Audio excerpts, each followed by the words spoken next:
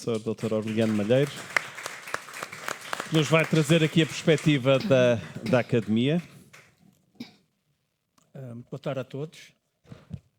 Quero agradecer o convite que foi endereçado para a Associação Comercial do Porto e é que também com um grande prazer que estou aqui. Aliás, sou natural desta cidade, também não vivo muito longe, em Vila Real, mas é sempre um prazer vir aqui, até aproveito para visitar a minha família, que se me permanece aqui. Já agora,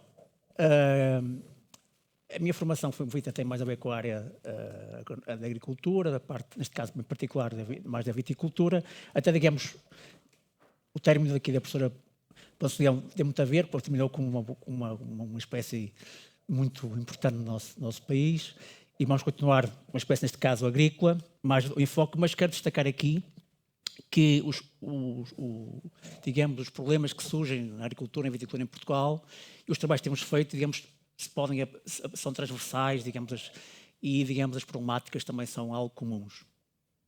Não sei se conseguem ver aqui, realmente nesta fotografia, já agora um pormenorzinho que tem ali vários painéis solares, porque realmente, por exemplo, nós temos que colocar vários tipos de sensores. A tecnologia está em força na agricultura hoje em dia, chamada viticultura de precisão, por isso grande preocupação com a sustentabilidade e com a tecnologia aí associada.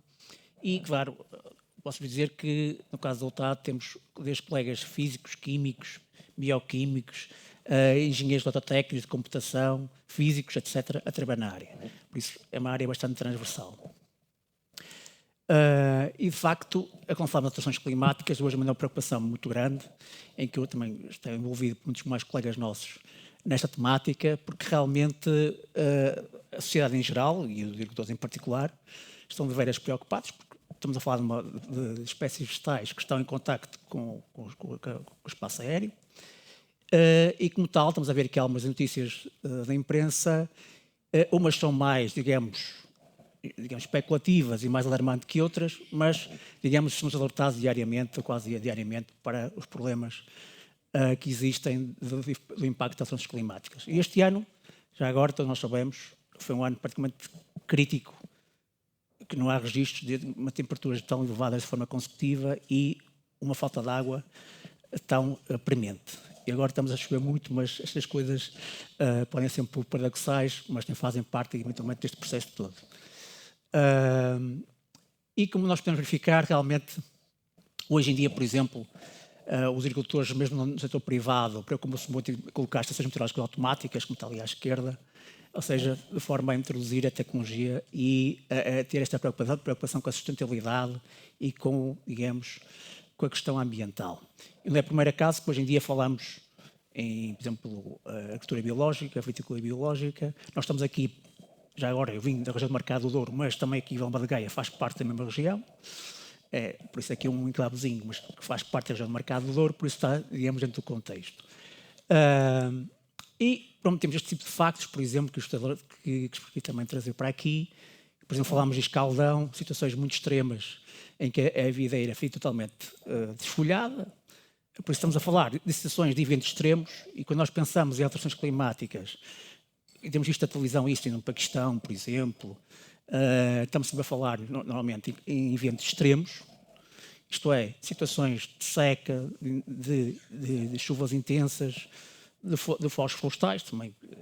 E no caso, na agricultura também temos este tipo de eventos muito extremos que podem dar origem a este tipo de fenómenos e, claro, têm impacto económicos. Quando nós falamos de sustentabilidade, temos de falar da parte económica, como é óbvio, e o setor, neste caso primário, também visa o lucro, como é óbvio. Não é? Situações como o granizo, já agora posso dizer que o granizo é também um evento meteorológico extremo que é muito preocupante para os agricultores e viticultores em particular, e que a tecnologia está a entrar em força. Temos tido reuniões, por exemplo, com colegas franceses que têm esticado muito a questão de usar canhões que usam sais para as nuvens, por exemplo, não entrar por aí, mas há vários métodos. E os agricultores têm já investido com verbas próprias para essa proteção. Para quê? Para manter a sustentabilidade económica, social, que a parte social é muito importante, espero que seja também aqui discutida, que é algo que é premente para estas áreas. Bom, eu já agora, se me permitem, se calhar esta minha formação como professor, também já são umas várias décadas e se calhar Só que ela está aqui um bocadinho, que noto que há várias imprecisões linguísticas, que é na questão do clima, alteração climática, o que é clima, que é alteração climática, o que é condições meteorológicas, e às vezes há uma certa confusão nesses termos. Por exemplo, hoje está a chover, estamos a falar de condições meteorológicas, não estamos a falar de clima. Estamos a falar de um dia em particular, porque estamos a falar de condições meteorológicas. Quando falamos de alteração climática, estamos a falar da alteração de um padrão do clima. É isso que temos vindo a verificar nos últimos anos, não é? Temos a verificar uma alteração do seu padrão e, por esse facto, estamos todos nós preocupados com a sustentabilidade nos vários setores. E, de facto, nós quando olhamos, por exemplo, para esta figura em que vemos a temperatura dos últimos 100 anos, ou pelo menos no período médio dos 100 anos, verificamos que, para todo global, planeta Terra, verificamos que vemos que estamos todo avermelhado, não é?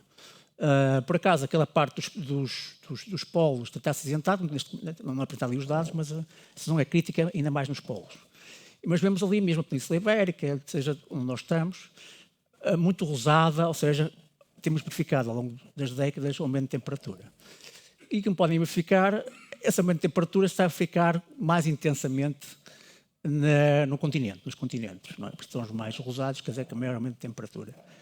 Eu normalmente refiro sempre que às vezes que falamos de 1 grau de aumento de temperatura, isso que se fala 1 grau e meio, que é aquilo, digamos, a meta que temos lutado, pode parecer um pouco, não é? Porque pensamos 1 grau e meio, que isso é? Pode parecer muito. Mas quando lidamos, muitas vezes são situações, em particular com espécies vegetais e animais, e mesmo o ser humano, o impacto pode ser devastador, não é? Em termos de sistema climático. Por isso, às vezes, na minha opinião, é importante haver essa sensibilização ambiental, climática e, obviamente, todas as manifestações, como aqui referido, até dos mais jovens, é importante para nos despertar os mais velhos. E quando olhamos para a questão da precipitação, temos aqui também a figura para a precipitação em 2 períodos diferentes, no caso da Península Ibérica, ainda é mais preocupante, porque verificamos que a Península Ibérica, as que se conseguem ver, está mais acastanhada. Ou seja, para além da questão da térmica, da temperatura, que é global, temos situações de zonas em que a precipitação tem vindo a diminuir. Estamos a falar de dados observados. E, de facto, nós verificamos ao longo das últimas décadas, em particular das últimas décadas, em olhar mais para a figura do lado direito, que temos ali a Península Ibérica mais acastanhada. Quer dizer, tem-se vindo uma tendência tal, a alteração do padrão, uma tendência, neste caso, negativa para a diminuição da precipitação. E é obviamente que é preocupante, tendo em conta o nosso tipo de clima, que é um clima dito mediterrâneo, em que os verões são quentes e secos, não é? Bom, e se há uma situação dessas condições, tão de veras preocupantes como aconteceu neste ano de 2022. Bom, não quer dizer que possamos ter agora períodos úmidos, como é o caso. Apesar que as coisas são um bocadinho variadas de Portugal, por para o Alentejo, mesmo para o Trás-os-Montes, junto à Espanha, as situações ainda é um bocadinho de aridez. Mas aqui no Minho, ou no Douro e Minho, já temos uma precipitação abundante. Bom, mas vamos voltar para essa situação. Bom, e realmente para o futuro, digamos, as projeções não são muito animadoras, não é? Porque temos aqui várias linhas, todas elas são projeções de temperatura para o futuro e todas elas são praticamente crescentes. Temos ali, são vários cenários, ou seja, cada linha são vários cenários, porque nós projetamos para o futuro, temos que projetar em termos de cenário, e obviamente que aquele cenário, o primeiro, o cima, 8.5, é o cenário mais gravoso. Isto quer dizer o quê? Quer dizer que se porventura não temos cuidado nenhum com as emissões de gases de efeito de estufa, as emissões vão ser maiores, o aumento de temperatura será incrementado. E posso dizer que, à partida, os cenários mais pessimistas são aqueles que, à partida, estarão mais perto da realidade que os mais otimistas, infelizmente.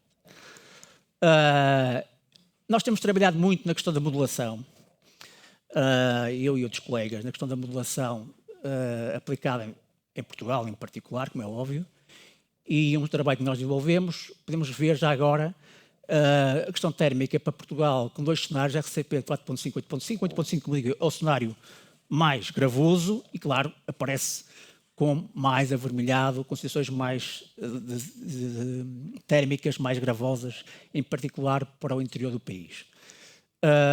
Se olharmos em termos mais locais, temos trabalhado bastante em questões de fazer um zooming. Claro que temos algumas limitações em termos de dados. Mas podemos ver, por exemplo, no caso do Douro, da região do Douro, onde temos trabalhado em termos de zonagem para o futuro, que é uma das preocupações dos viticultores, e de facto podemos verificar que a tendência é para a faixa muito quente ser mais presente. Em particular, claro, nas zonas mais baixas, que é aquela avermelhada, as zonas do Rio, as zonas mais baixas são as zonas muitíssimo quentes. Elas já são quentes atualmente, mas a tendência é ser mais quentes, o que pode pôr em causa a viabilidade económica, neste caso, da cultura vitícola.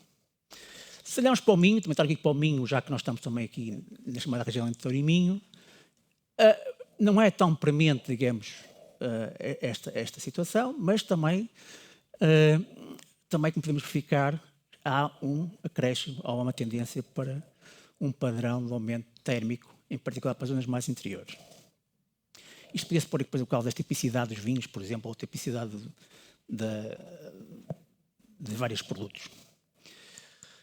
Só agora para ter uma pequena ideia do impacto que isto pode ter, só um exemplo. Da fenologia, o que é a fenologia? A fenologia, por exemplo, a floração é um estado fenológico. E o que é que nós estamos aqui a ver? Dá para negativos. O que é que isto quer dizer? O que nós temos vindo a observar e estamos a projetar para modelar para o futuro é que a planta está a antecipar o seu ciclo. Está cada vez a florir mais cedo.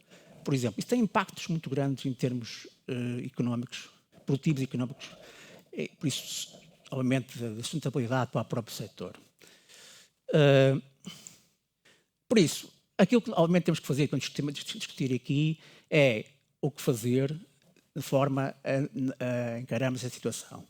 Claro que há a questão da mitigação, que foi falado, a mitigação, o que é? Podemos diminuir os gases de efeito de estufa. Nem sempre é fácil. Hoje em dia, claro, já existem, por exemplo, tratores elétricos.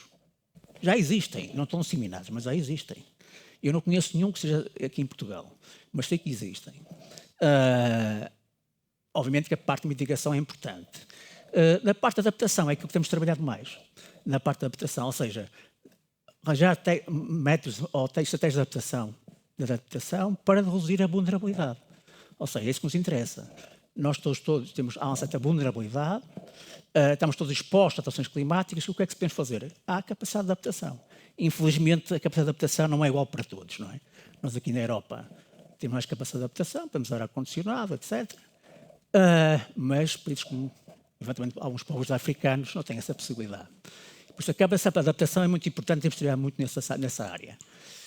E, de facto, a própria OIV, que é a OIV, a Organização Internacional da Vinha e do Vinho, em que Portugal faz parte, tem essa preocupação, como estamos aqui a ver, uma resolução de 2016, que diz que a proteção dos solos, da água, do ar, da biodiversidade e das paisagens. Isso é muito importante porque nós estamos aqui no Douro, temos aqui estes turistas todos, já são imensos, não é? Realmente o Porto foi até considerado o melhor destino turístico, não é? Mas é preciso também preservar a parte ambiental, ou seja, o preservamento da paisagem, a biodiversidade, desde aqui até pelo Douro acima, não é? E é por isso que nasceram os chamados emissões de origem, os chamados terroir. Nós queremos vender aos turistas, trazer dinheiro para a sociedade, de forma a torná-la sustentável. E daí é parte também ambiental, mas também económica e social. E já agora, nestas áreas, estou aqui a uns exemplos de algumas estratégias de adaptação que temos desenvolvido. Por exemplo, só um exemplo, para ficarem com uma ideia, obviamente, por exemplo, eu peço ali, a aplicação de protetores foliares. Pode ser um bocado estranho, nós vamos para a praia, aplicamos protetor foliar. Não queremos queimar por causa do excesso de sol. Uns mais branquinhos, outros mais branquinhos, mas pronto. E nós aplicamos um produto, neste caso é uma argila inerte, que os agricultores hoje em dia já usam de uma forma intensa. Posso dizer, nós não temos, eu e os meus colegas, não somos sócios da empresa multinacional, senão teríamos já multimilionários, porque já esgotou vários anos o produto no mercado. Porque realmente tem tido muito sucesso, porque aumenta a reflexão da radiação solar. Mas, como digo, altas, por exemplo, a cobertura do solo, no sentido também de permitir a melhor gestão do solo e, acima de tudo, como referi, a questão da tecnologia. Cada vez mais hoje em dia nós fazemos uso da tecnologia de forma tal chamada tal designação de viticultura de precisão, de forma a tentarmos ser mais sustentáveis, no uso da água, na diminuição dos pesticidas, no uso de menos maquinaria. Tudo isso é estratégia de adaptação de forma a nos adaptarmos à nova realidade. Muito obrigado. Ui. Ao segundo, Álvaro, ao segundo.